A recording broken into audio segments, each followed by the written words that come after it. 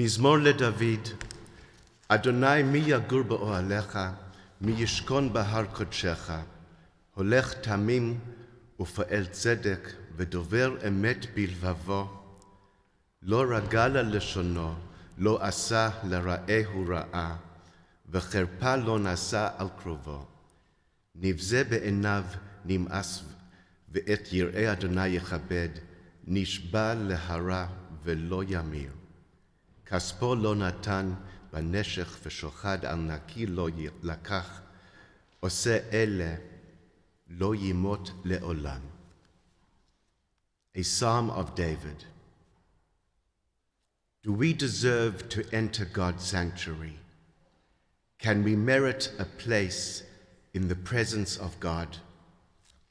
Live with integrity. Do what is right. Speak the truth without deceit. Have no slander upon your tongue. Do no evil to others. Do not mistreat your neighbor. Spurn a contemptible person, but honor those who revere Adonai. Never retract a promise once made, though it may bring you harm. Lend no money at unfair rates.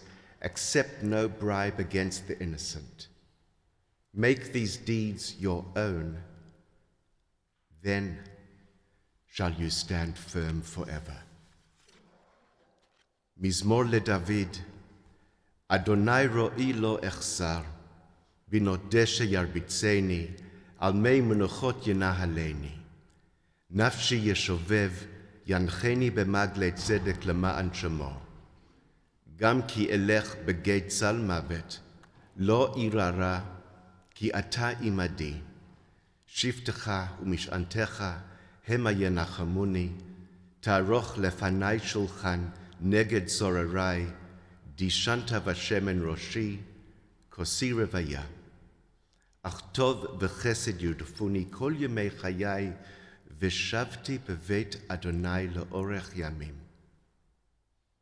A Psalm of David. The Lord is my shepherd. I want for nothing else. God makes me lie down in green pastures and leads me beside the still waters.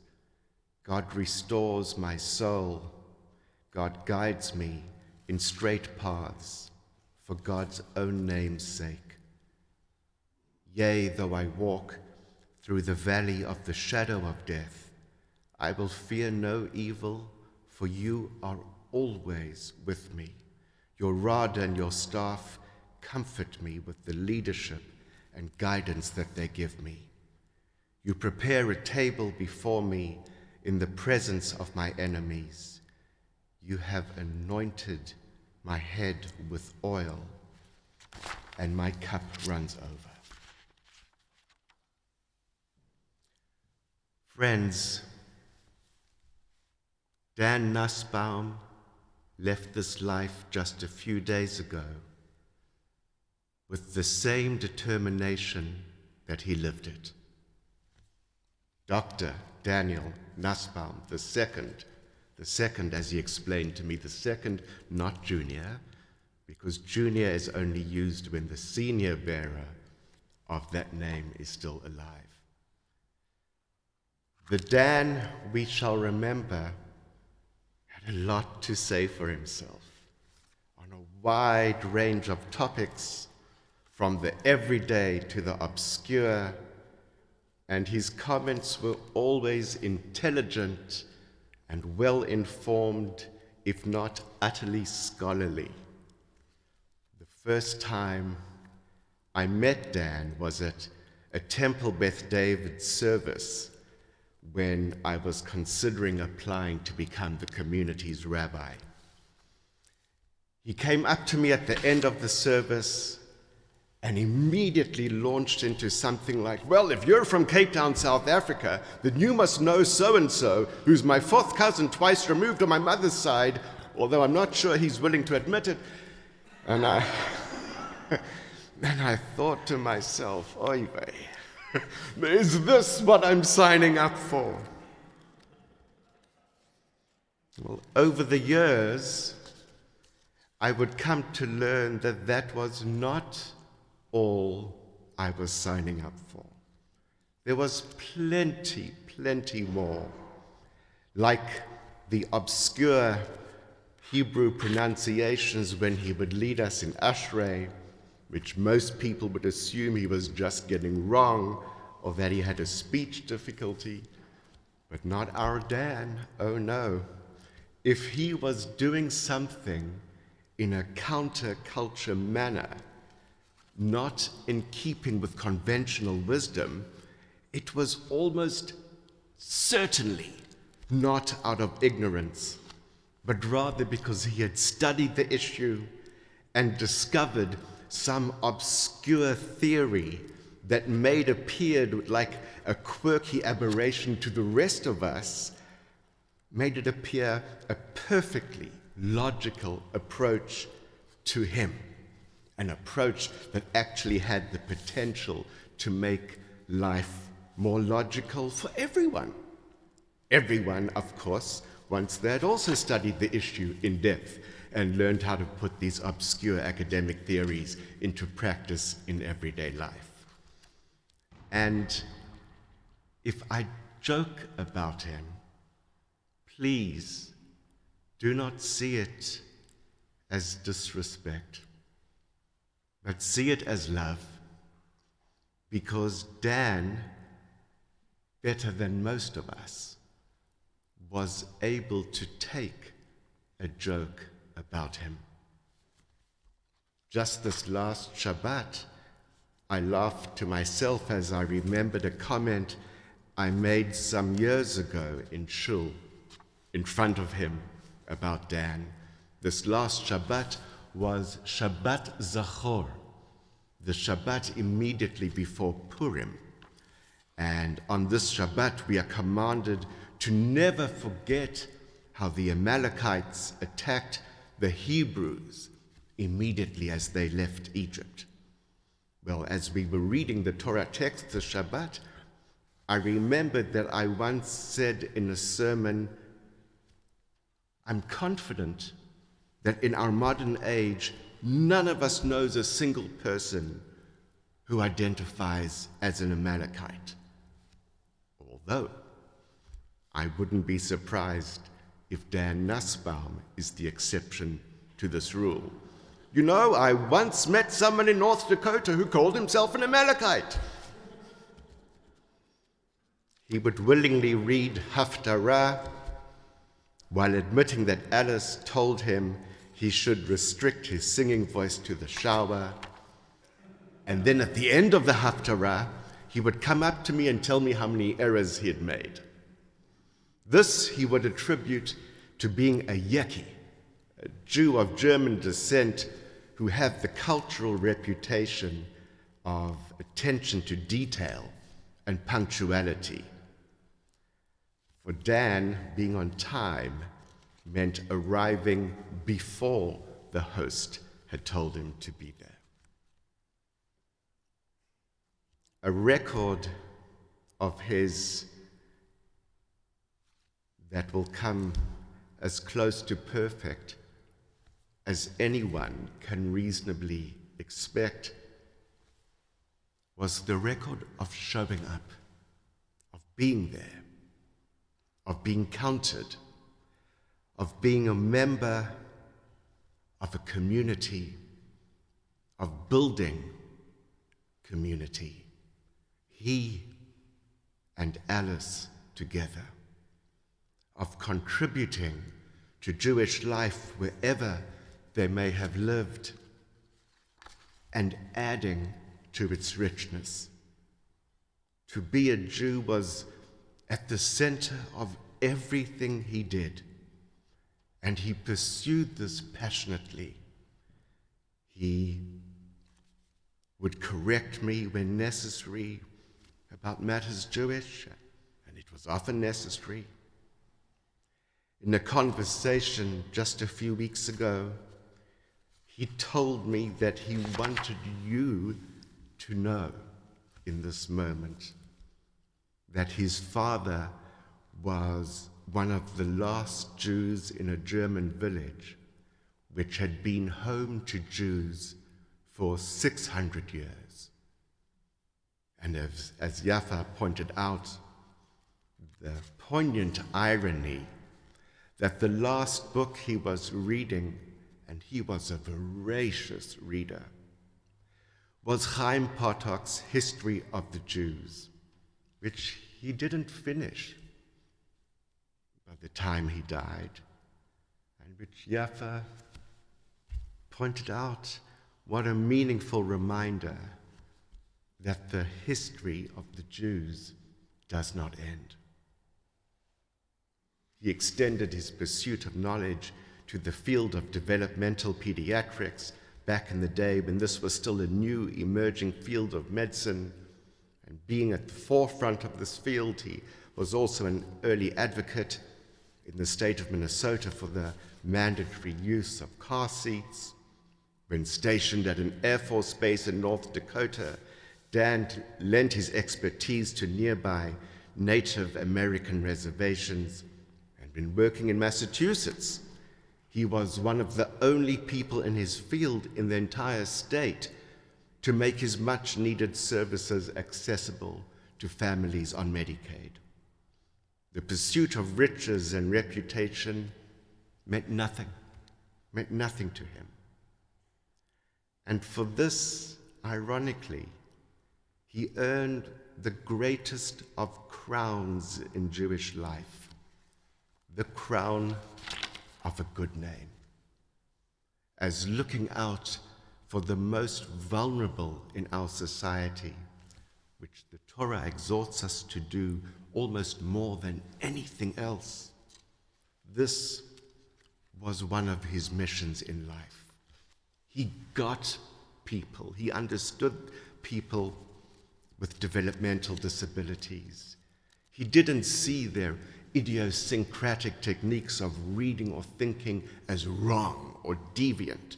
Rather, he was genuinely interested and inquisitive to understand what was going on for them.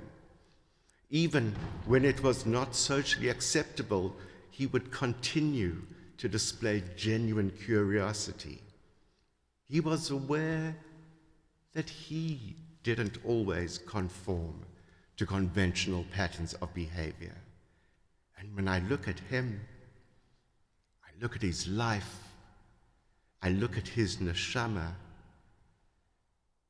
I can't help wonder what it would take for the rest of us to take a page out of Dan's book and to develop the courage to live life as he did.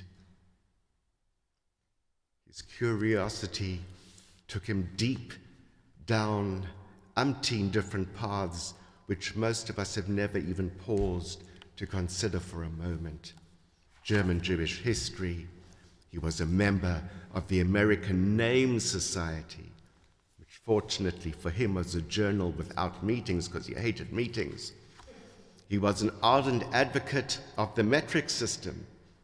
And you guessed it, he was a member of the United States Metric Association, though of course he only read the journal and didn't attend their conferences.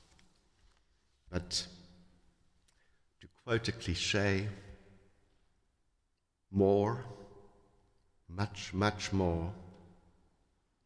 Not only did he do it his way, but he will be remembered for the love and care that he brought into this world, which is a legacy that will continue to live on long beyond his own years. I think it's fair to say that many, upon meeting Dan for the first time, perceived possibly a bit of a gruff exterior, but much like the legendary Israeli sabra fruit, you just needed to begin to peel away at the skin to very quickly discover a soft and thoroughly loving interior. His love for Alice began when they were assigned as lab partners at Penn. The attraction was mutual as he offered to cut up the fetal pig and she would organize the notes. They were partners in parenting, married for 57 years. And it's clear to us now that before attending to his own needs in just recent weeks, Dan made sure that Alice would be well taken care of and would live in a safe and caring environment. He was tremendously proud of her achievements with Jewish needlepoint work and design, and was her greatest PR. Their children speak of Dan with nothing but love and devotion and affection, knowing that theirs was a father who cherished Emmy Awards and the pursuit of knowledge that libraries offer us equally. He was never jealous of the spotlight that shines on others, for it was never something that he sought for himself. Instead, when it shone on others, especially those whom he loved most of all, he quelled, he delighted in their accomplishments.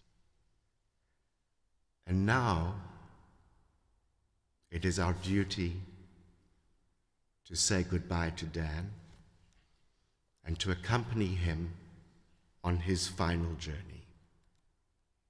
Our lives are forever changed by him, forever changed by the blessings he leaves us, the blessings not only of a good name, not only of the pursuit of knowledge and love of family as the greatest riches in life, but the blessing of the inspiration to all of us to find and to know our own voices, to speak proudly with them, to live our lives true to ourselves, to who we are, to our nature, always guided by the love of Torah and its central message to look out for others and to seek to lift them up. This is the Dan Nussbaum who will live forever and ever in our hearts. And now I invite Joey Nussbaum to share some of his own thoughts.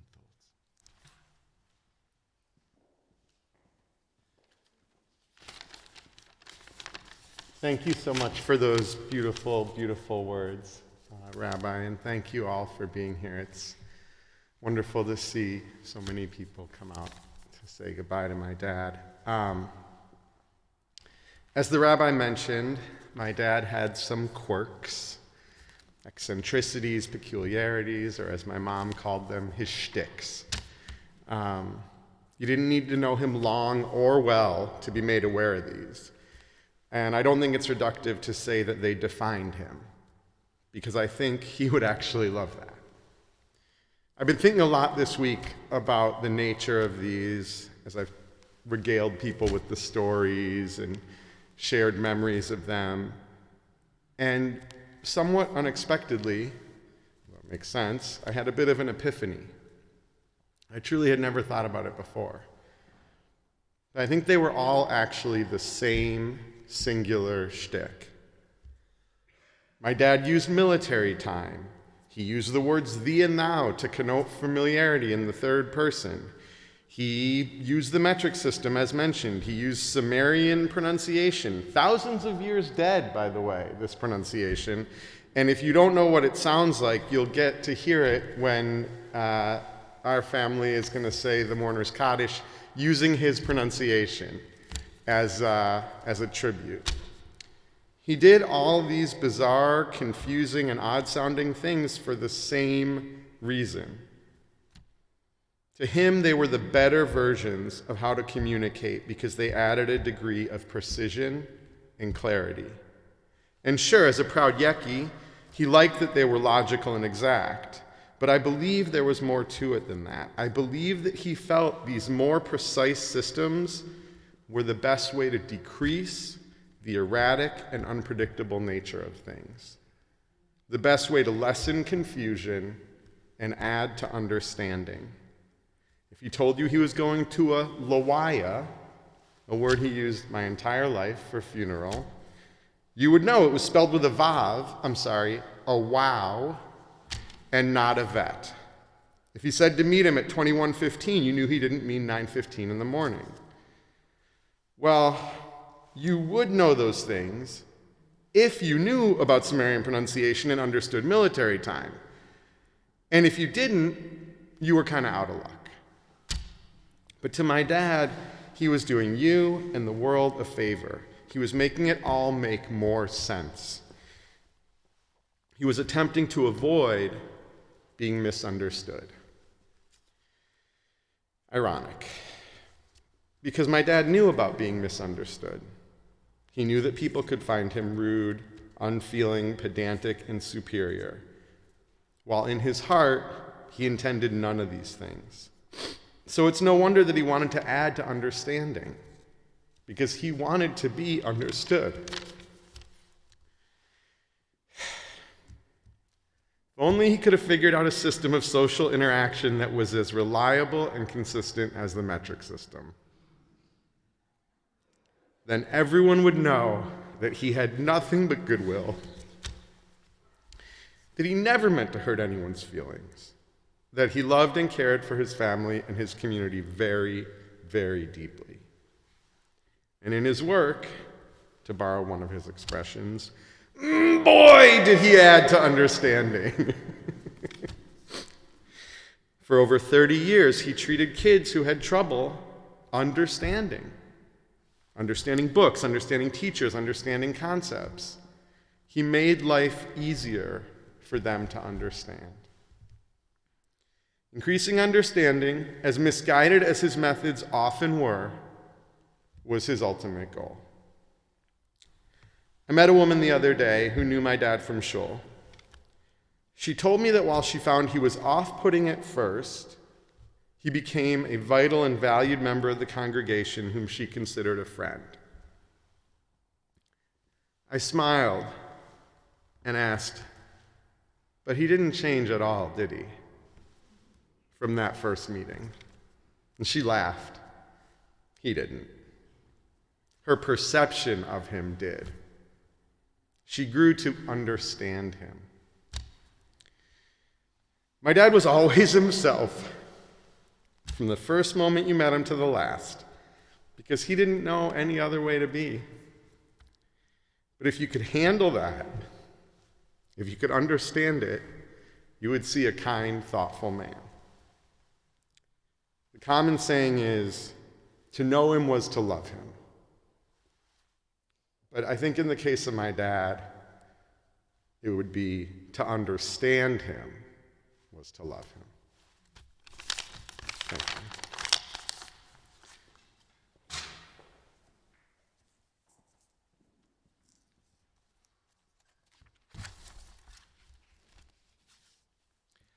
In a moment, I'll ask you to rise for the recitation of the memorial prayer. And when we've concluded the prayer, if you would please remain standing, and if the pallbearers would come forward, and we will then proceed to Stone Road Cemetery. Please rise.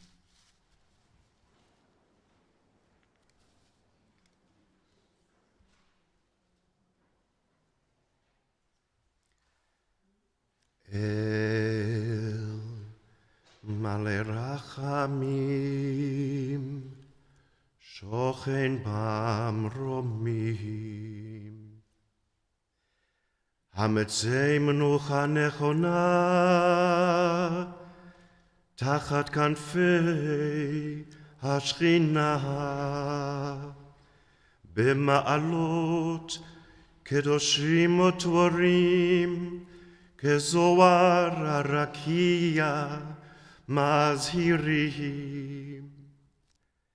את נשמת גדליה בן דוד ויפה שהלך לעולמו בגן עדן תהי מנוחתו.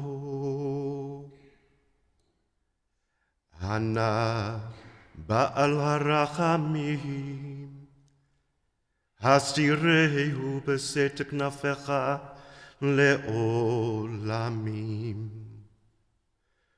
וצרור בצרור החיים את נשמתו, אדוני הוא נחלתו, וינוח בשלום על משכבו.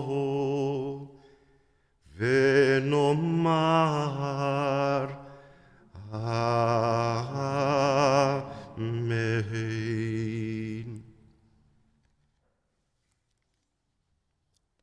Would the pallbearers please come forward?